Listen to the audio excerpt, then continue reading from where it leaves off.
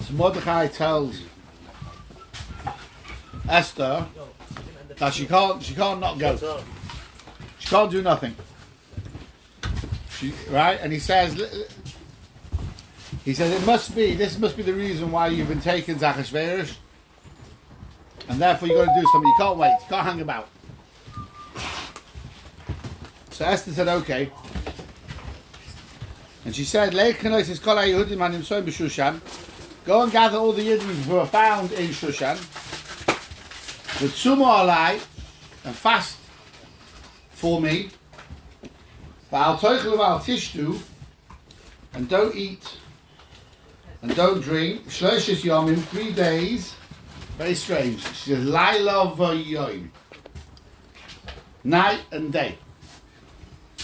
That's the Jewish calendar. Okay. So she, how many hours are there in 3 days, Ellie? 72. That's right, 72 hours straight fast. And then she did something very interesting. So on the 3rd day, she invited Haman. The afternoon of the 3rd day. And what does she say on that 3rd day, Ellie? She says, can you come tomorrow for another fast? So Klai Yisrael sittering for another night. Klai Yisrael sittering for another night. So 3 days and 3 nights, or 4 nights really. So 3 nights, 3 days, and then a 4th night. So what was Esther's cheshbon in this? What was Esther's cheshbon? So it says the Al-Shech HaKadosh, very clever, very clever. He said they had to atone for going to the banquet for 7 days. The second banquet was just for the Yidden in Shushan, and they went for 7 days. He said, so for night time they would have been asleep, and they were there 7 days, so 7 units, yeah, of 12 hours. So Esther had to make the Yidden fast and sitter at Chuvas and Mishkal, yeah, the equivalent to those 7 units of 12 hours. So she said fast 3 days, 3 nights and 3 days, and then she kept them sittering over the 4th night because she invited Haman for the 2nd day. So those 7 units of 12 hours were mechapa. They atoned for the 7 days which they had enjoyed at the banquet. At the banquet. Okay. So now, if you're fasting, obviously you're not eating or drinking, yeah. So why did she stress Al Tokel Al Tishtu Shloshes Yomim? Come on, Shimi. If they're fasting, you're not eating and drinking. So why did she stress? Don't eat and drink. That's right. Even Seder night. It went over Seder night. Even Achila Shal Mitzvah and Shasir Shal Mitzvah. She said you can't eat. So Mordechai said, how can we do that? Ari. It's good kashi. Yeah, maybe you can't eat. Stamazoi. But even Achila Shal Mitzvah, Mavatla Mitzvah, Seder Raisa of Matzah. So she said to him, Mordechai, if you don't fast for 3 days, 3 nights, there'll never be another Pesach, will there? If we don't sort it out and the Gezerah goes ahead, there won't be another Pesach. So we have to do it. So she said like this, Gamani and I rose out from Cain, I and my maidservant, my ladies in waiting, they'll also fast. I'll go to the king illegally, and if it, she said, if he kills me, then she said we'll take a risk. It's what's known in the army as a suicide mission. As a suicide mission. I'm going to bring you. That's how Rashi learns it. Rashi says,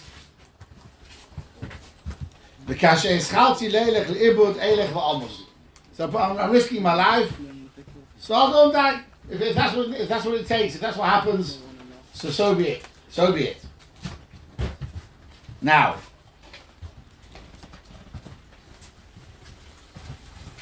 Chazal say, there's another understanding in the word kasher avaditi avoditi, that she had been married to Mordechai. Until now, it was all ba'oinus. It was all under coercion. But from now on, it was going to be barotzi. She was going willingly to Ahasuerus. So she was now lost to Mordechai. She could never ever go back to Mordechai now. So it's kasher avaditi. I was only partially lost, but now avoditi, I'll be totally lost. So Esther was completely mafke herself. She completely gave herself up to die or risk her life. Hakadosh Hashem for Klal Yisrael. Now, so it says, "Vayav Mordechai vayask Chodesh Tzivsal of Esther." So Mordechai listened. The word Bayavor is something they crossed the bridge. Some say it's Lashon Aveira. He did this Aveira not to eat on Seder night because that's what Esther told him to do. So how come all of a sudden Esther's commanding Mordechai? So one of the Mepharshim who said, I can't remember who says, it said once she was prepared to be Moshe Nefesh for Klal Yisrael, she was such a madrega, she could be Mitzvah the Rosh Hashanah and tell him what to do. So she reached this level, so Mordechai accepted to do what she wanted to do. So there's a big kasha here. The Ibn Ezra asked this question. He says, Harry, why did Esther want to turn up to Ahasuerus after 3 days of fasting? Now let's ask it. Moshe, how do you feel Motzi Yom Kippur? Hungry. Yeah? And how long have you fasted? 25 hours. 25 hours. Okay? So 48 hours and 72 hours, what would Esther have looked like after 72 hours?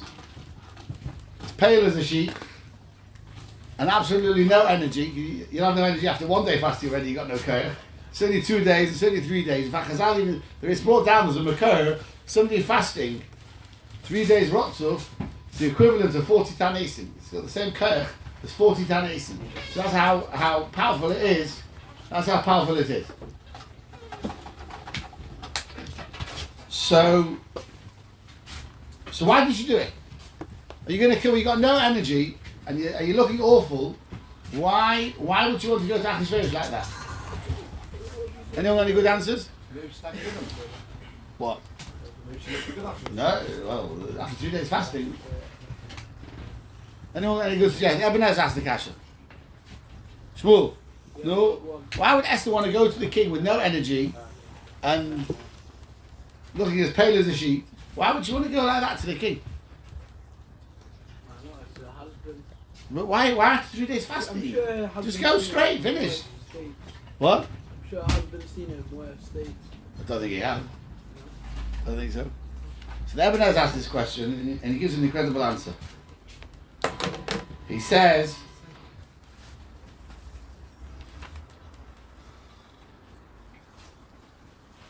V'hinei, Esther's tactic was she wanted to have 100% bitachon on HaKadosh Baruch Hu. Now, bitachon is not, there's no room, there's no margin of failure in bitachon. Bitachon either you've got it or you haven't got it. 99% of relying on HaKadosh Baruch Hu, 1% something else is not bitachon anymore.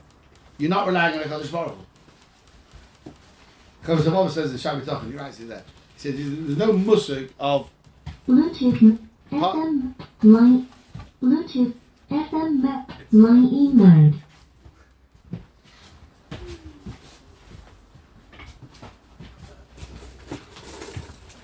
Yeah, there's no musug of partial bitachon. These words the Ibn Ezra. He says, "V'nei Esther botcha be'elikeha." Esther relied completely on HaKadosh Baruch Hu. Al kain therefore his answer v'lo botcha be'yofia. She dafka wanted to make herself look no good, not to rely on any charm, any chain she might have had. What? The standard was to go speak to the king. She's going to speak to the king.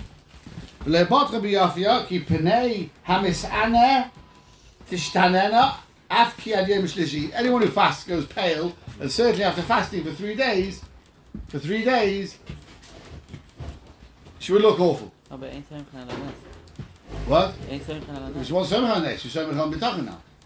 Not nice. It seems to be not nice. Hold on, very interesting. Now, the Gemara says this was so paramount in Esther's mind. Which kapitel in Tehillim did Esther say when she went to Ahasuerus? Anyone know? Close. Of base. Tehillim Chof Beis, yeah? And there's an amazing posture here. Unbelievable. Elikai ekru yomam v'lo sana. Hashem, I'm calling out during the day, you're not answering. V'layla v'lo dumyali. This is what she says, amazing words. B'cha botchu avoseinu. Our ancestors trusted in you. They trusted and you saved them. They cried out to you and they were saved. They were trusted in you and they weren't embarrassed. The Baruch Hashem, he didn't let them down.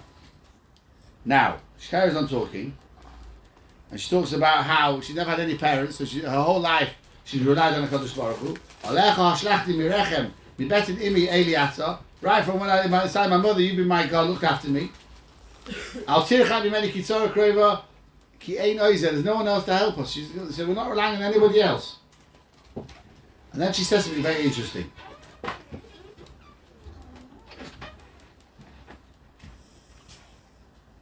She said, Hatzila, eventually, she says, I'm surrounded, kisavavuni kalovim.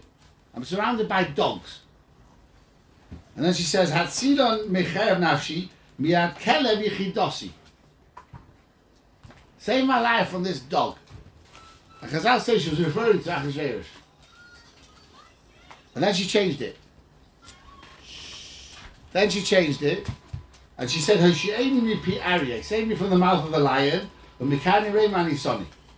So why did she change? Why did she change from calling him a dog to calling him a lion? So I heard a wonderful pshat. If a dog comes for you, a big Alsatian, a big German Shepherd dog, something like that, so you're scared. You're scared. But, in the back of your mind, you know, if he comes for you, yeah, you'll give it a chance to try and kick it hard or something. You think you can be mistadeh a little bit with the dog. Kick in the nose, there you are. Right? The thing is something you can do. If you're confronted by a lion, Ariel, what happens, Ariel?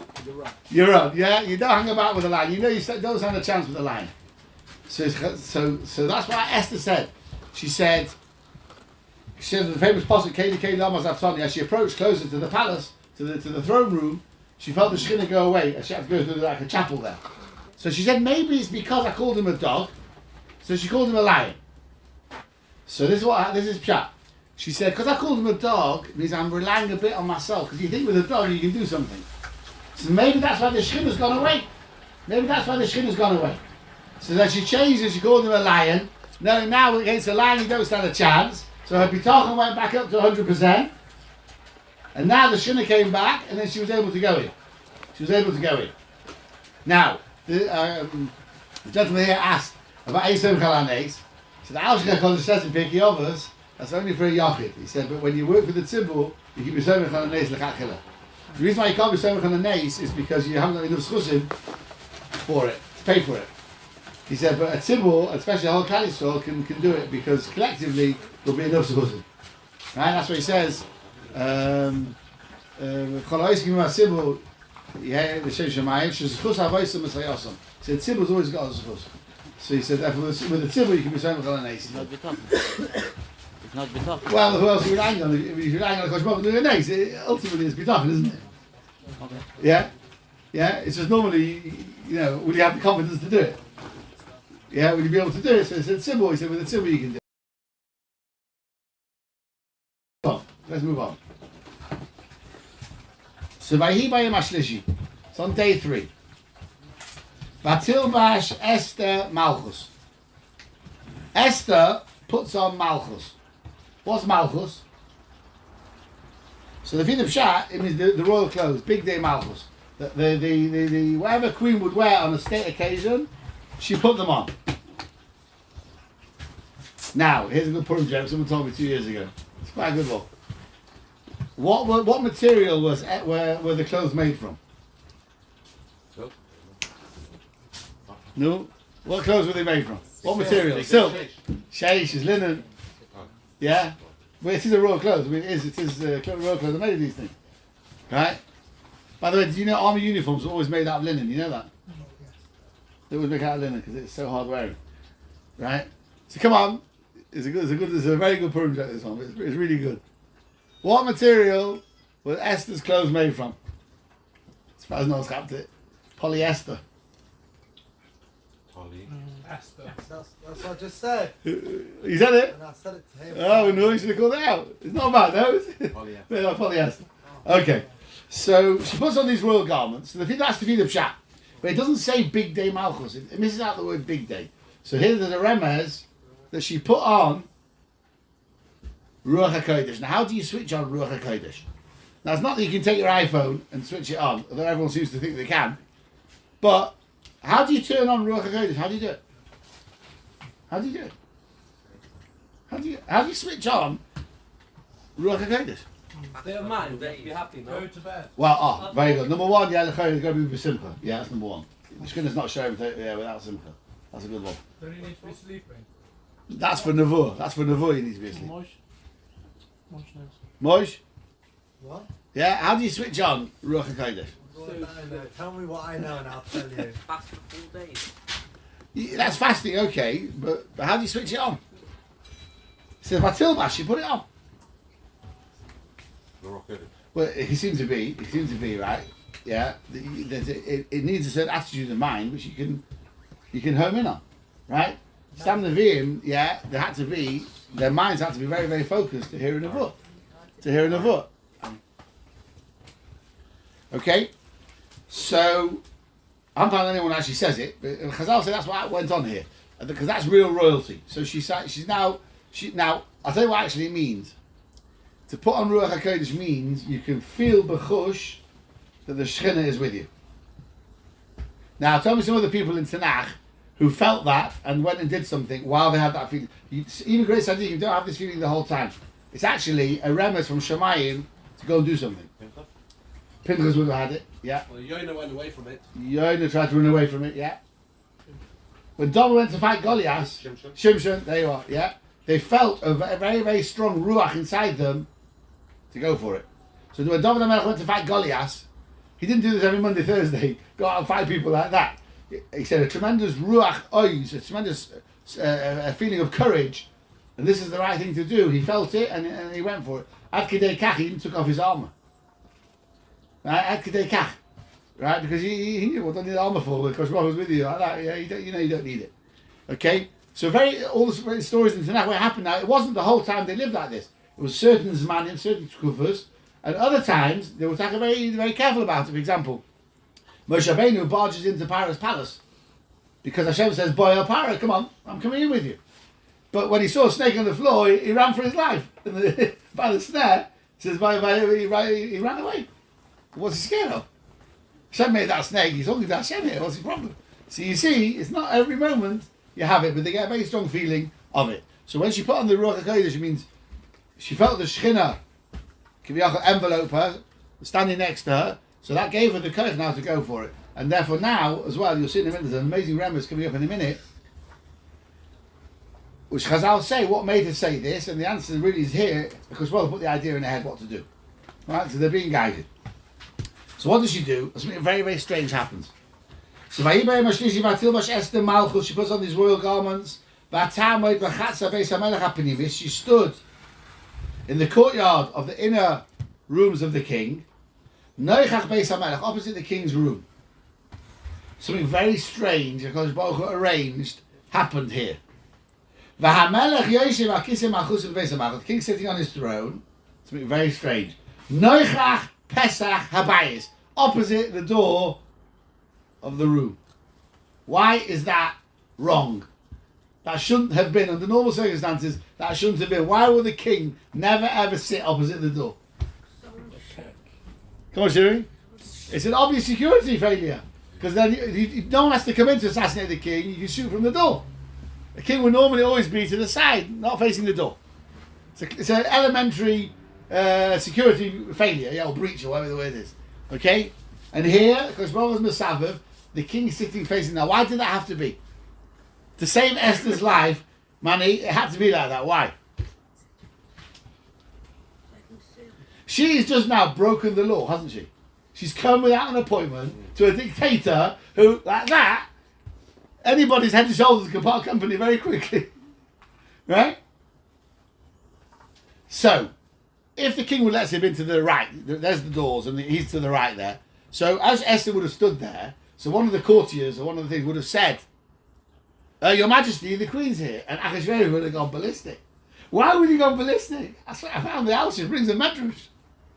He said, the last wife, I told her to come and she didn't come. This one I said, don't come, and she did come. I told nobody to come, and she comes, right? He would have gone absolutely ballistic. So it had to be, in a way, because Baruch had to arrange it, that he saw her straight away. He saw her straight away. So there's no gap between Esther's arrival and the king seeing her. Now Chazal even say he actually wanted to look away. He didn't. Right? He was taka annoyed. He was taka annoyed because she'd broken the law, and come to him. And 3 malachim had to come into the room with her to sort her out. The first one was he jammed Achashverosh's face, held it facing Esther. That's number 1. Number 2, Esther's got no energy whatsoever. So how's Esther going to look? She'll be like this. No care. The next malach props up Esther's face. So the king sees Esther's face. Okay? He sees Esther's face. Right? Now let's see what happens. Unbelievable. Unbelievable. So, Vayihi kirois hamelech es Esther hamalka. In pure grammar, with pure diktuk, it should say V'chirois. What's Vayihi? Vayihi means something happened. There was a new Havaya. Something happened to make the king look at her. Kirois hamelech es Esther hamalka. Oimedes b'chotza. So she's standing there in the chotza, and he can see her. Now, normally the word is motzachein. Yeah, Moshe Rabbeinu said, "If no motzasi chein beinecha," or Avram, you always say motzasi if I found favor. Later on, she says to Achashverosh, "If motzasi chein beinecha melech, would you and Haman come to a party?" It doesn't say that here. That was unbelievable. It says, "Nosa chein beinav." She carried favor in his eyes. Now the word nosa is from the word masoi, a load. You carry something, vayisa means you pick up the load. You pick it up. So says the Alshich, literally bucket loads of chain came down, like a big load of chain descended on Achashverosh. That he looked at Esther with Rahmanas. Doesn't say motzah chain, that's just regular. Here he needed a much bigger level of chain because he was really, really angry. So he had to make him not angry, and then on top of it, feel gracious towards Esther and say, Esther, what do you want? Because she's broken the law, she's done everything wrong, and he's fuming. It needed a lot more than the regular, what can I do for you? Now, then something very strange happens. It doesn't say come here, that's not how protocol works with kings in those days. He stretches out his scepter. Now, I want to ask you a question. If you've got a scepter, which is 2 arms long, a yard, and you go like this, and all of a sudden, it goes shooting out across, we'll see how far it stretched out. Whether it went to 12 hammers, 24 hammers, 60 hammers, or come to one opinion, 200 hammers. And this is something which you carry in your hand like a walking stick, no bigger than a walking stick. Why did Achashverosh not fall off his throne in amazement? He should have got the shock of his life and freaked completely. So why didn't he? Now, just to finish off, it says, Vatikra Esther. Esther stepped forward. Vatigan, she touched Baruch Hasharv. It says the Alshich, it wasn't just a vision, it was real. Because she touched it. It says she touched it. So it reached Esther. Now, I've got a humble suggestion, but I don't know if it's true, I don't know if it's right. Because Schwalbe can do a nace in 2 ways. He can do a nace where it literally stretches out from 2 to 60 hammers, or Schwalbe can constrict the space. It really was 60 hammers away, but Alpi nace, 60 hammers can squash into 2 hammers. Like in the base of Mikdash, when they all piled in on Yom Tov time, right? They're all squashed up, and then when they come to bow down, the space moved out, and the dimension of space was suspended, and everybody fitted in. Everybody had 4 hammers around them. When a minute earlier, you couldn't. The Chazal said it's so squashed, you couldn't put a finger in between 2 people. That's how squashed it was. So I'm not sure. It could be that it was the second nace that Koshwell constricted the dimension of space and Taka. So although she really was at the end of the throne room, squashed up, she touched it. So that's all Achashverosh saw, which in a way makes a bit more sense. That's how you didn't freak. Yeah. So Hagam, she seems to be far away. So it happened. She reached it. She touched it. Right. But if it actually was shooting out, Achashverosh should have really, really been shaking in his boots. What happened? Maybe he was. Maybe that's why he was so accommodating. But maybe that's why he was so accommodating. Could be it was a lightsaber. Sorry? It was like a lightsaber. Yeah, okay, so in Star Wars it works, yeah, but in the thing, anyway. So now what's this machlokes? So one opinion says it's stretched to 12 hammers. One says 60, one says 24, one 60, one 200. What's the machlokes? Says the Aushich. Each man da in Chazal is debating what extra zechusim did Klal Yisrael need to save Esther's life there and then. So at the moment they had Mordechai and Esther, that's all they had. So one man da says they needed the zechus of the Shvatim. So it stretched 12 hammers.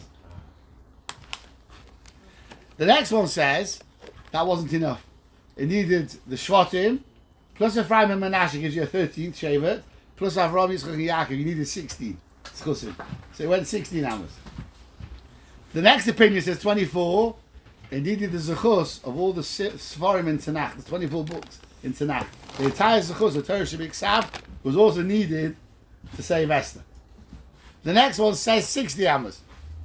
The 60 Masechtas in Shas, the whole zechus of Torah Shabbat Peh was also needed to save Esther's life. Now what's 200? I would never thought to work out 200. Ariel, tell your dad this one. He probably knows this one. It's Siruch Shemus. Your dad knows these secrets, right? Take the name of Hashem, Elikim, Aleph Lamed, Hey Yud Mem. Now there's various ways of working out gematria. So you could add up Aleph Lamed Yud Hey Mem gives you 86. That's one way of doing a gematria, Shem Hashem. There's another way, says the Aushich HaKadosh. It goes like this. You take Aleph. Let's work it out. Are you good at maths? I'm good at maths, right? So Aleph is 1. Then you do Aleph Lamed. That's another 31. How many have we got so far? 32. Yeah, plus 1. 32. Then you do add on Aleph Lamed Hey. That's another 36. Takes you up to 68. Then you do Aleph Lamed Hey Yud. That's another 46. Takes you to 68 plus 48. 114. Should be 114. 114. And then you do Elikim, 84, it takes you to 200. It means the Shekhinah was in there with her, because Baruch Hu was there saving Esther. And it stretched 200 hammers to be miramas to the Shekhinah was in there protecting Esther from anything Achashverosh might have done to her. That's the Chazal don't randomly pick figures out of the book. Yeah, there's a cheshbon on every figure Chazal give. Now, The Kim is dim. because there's going to be a din now on Haman. On Haman, oh yeah. So Vayomer laHamelech. So the king says to her, now Vayomer speaks softly. Yeah, if it had been blazing, he would have said Vayedaber at the very least. Yeah, no? Right, so there's a malach there holding his head like this, in a clamp. Yeah, and the Shekhinah's in the room, and if this thing's just stretched out, so Achashverosh is probably very nervous. Probably can feel something's not right. So Vayomer laHamelech, Ma loch Esther hamalka. If you've broken the law, you're prepared to risk your life. There must be something for you personally, which you need desperately. Otherwise, you wouldn't have come. But he wasn't sure, so he said, "Uma bakosh." Well, maybe it's not for you. You're asking for somebody else. That's a request. You ask for somebody else, and then he says a very strange thing. Up to half the kingdom, and it will be given to you. If the request is for you personally, not for somebody else, then you can have up to half the kingdom.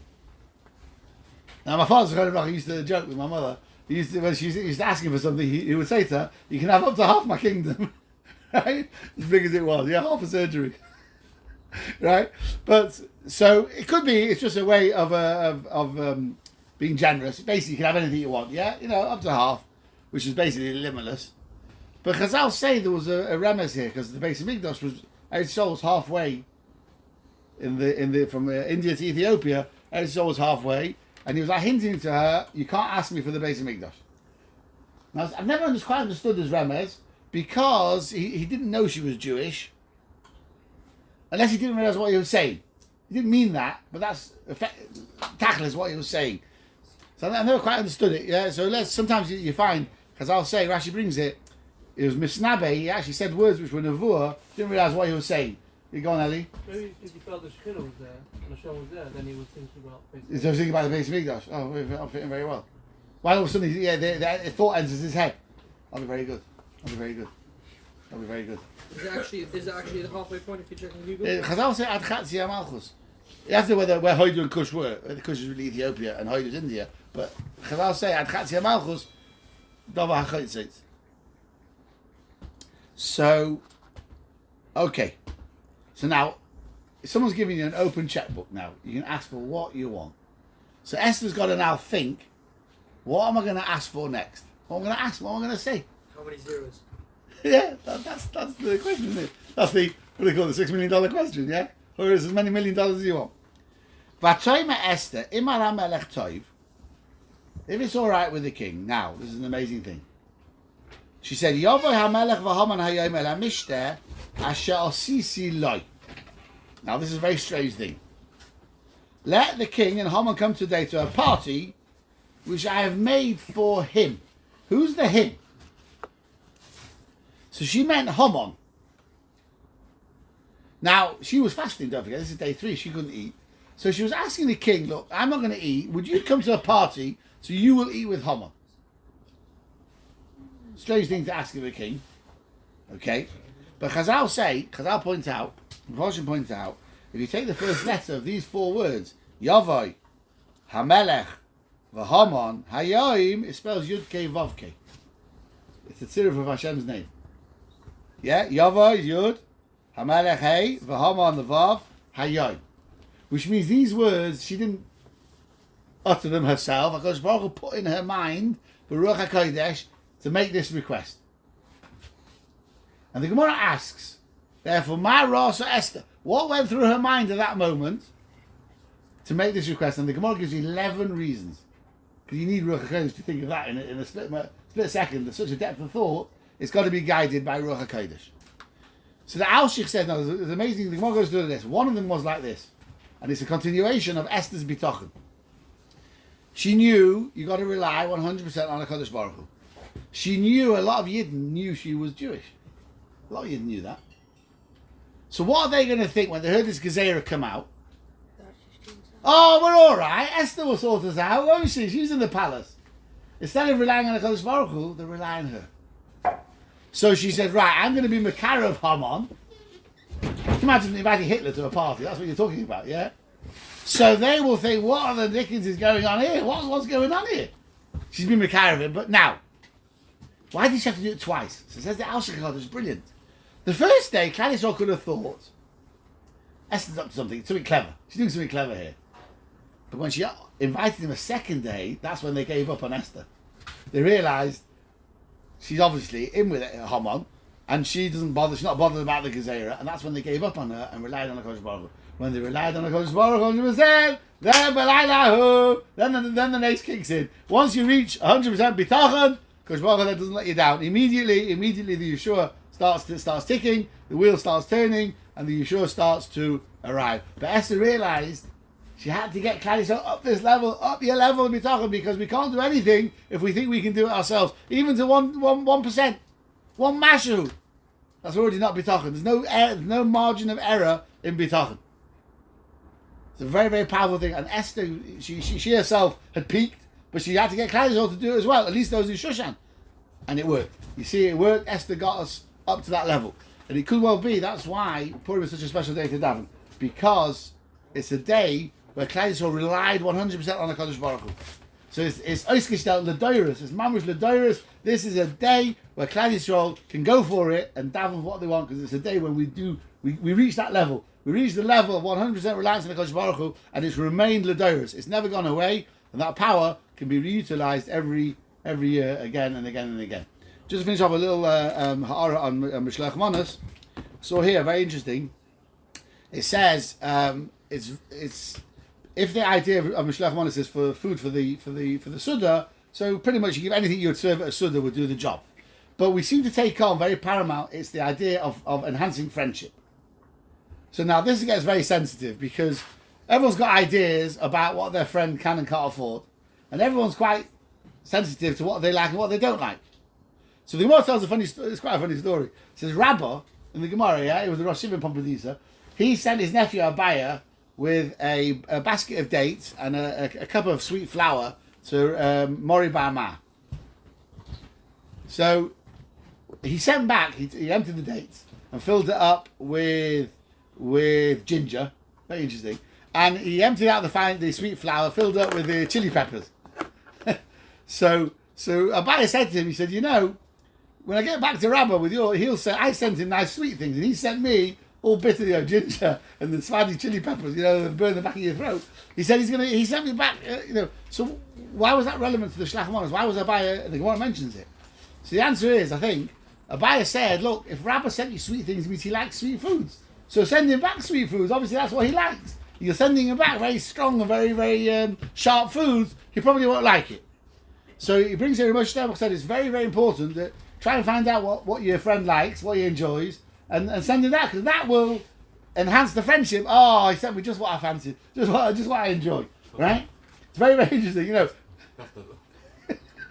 Couscous, right? And then right? So he said that's number one. So he said A, he should feel he's received a present from you, and B, it should be something which he enjoys, and that achieves the reyes. He talks very interestingly. Can he send somebody a jar of coffee, or a box of tea bags? Because Lemaisen, as it is Bashir Shom, it's not edible. It's a big debate whether if it needs a tikkun or not, whether it has to be immediately edible now, or at least made edible, at least on Purim Day, he could enjoy it on Purim Day. Now, just to finish off, it's also very interesting, this little saver here, just not sticking through it before. Interesting Shaila. This year in Eretz Yisrael, Yerushalayim is a Purim Hashulish. Yeah? So they lane and give Matons of Yonim on Friday. So this year is very good. If you send money to Ani Yerushalayim, it's Bo B'Yom. It's very unusual. Yeah? Normally it's a day apart and it's the wrong day. And then on Shabbos they lane the Megillah, not the Megillah, the thing. And on Sunday they have Mishloach Manos and the Suda on Sunday in Yerushalayim. So he asked, so he said, what do you do if you get a Bar Mitzvah boys, Bar Mitzvah this Shabbos? So on Friday, he's only giving Matanos of Yonim Midim Chinuch. But he's Bar Mitzvah on Shabbos, so he says he should give again on Sunday. Taki says he should give again because he's stacking up in Yotza. He's not now. Sorry, there's another opportunity to do the mitzvah because it's pushed off to Sunday. And now he's a Bach Yuva. He said, although he's giving me Tam Chinuch, he should give again on the Sunday. Now within Bach Yuva. It's an interesting horror he mentions. Another interesting thing is that there's three shittas when you eat the Suda, right? Some on Friday, some on Shabbos, some on Sunday. So Machnirim can be shaking for 3 days straight. Is that Chumar or Kula? So someone said over there, the last Purim Hashulish, that it's a ticket for the 3 days, that they fasted. We ate for 3 days non-stop. The thing is an apple that we're drunk for 3 days. Purim for 3 days. Thank you.